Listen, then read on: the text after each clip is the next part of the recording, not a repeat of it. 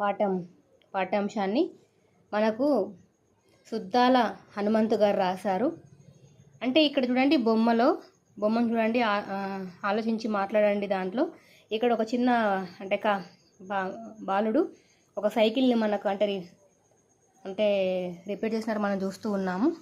ఇక్కడ చూసి పాఠం ఉద్దేశం వచ్చేసి, గ్రామాల్లోని కొంతమంది బీద పిల్లలు బడికి పోకుండా పశువులను కాస్తున్నారు, కూలి పనులకు పోతున్నారు, ఎండలో వానలో తిరుగుతూ బాధలు పడుతున్నారు, అర్ధాకలితో జీవిస్తున్నారు.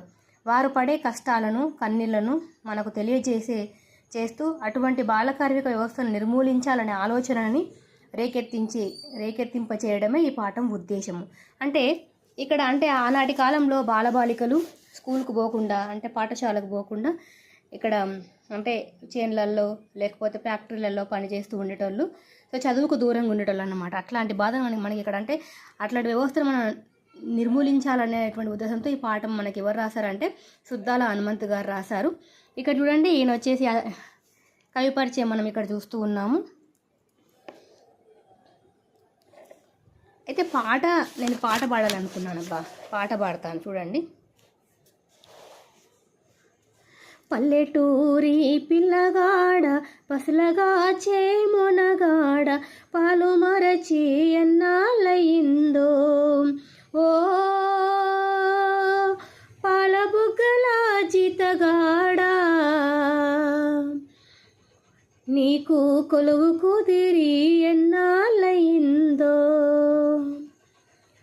పల్లెటూరి పిల్లగాడ పసులగా చేమొనగాడ పాలు మరచి ఎన్నాళ్ళయిందో, ఓ పాల బుగ్గల జీతగాడ కొలువు కుదిరి ఎన్నాళ్ళయిందో.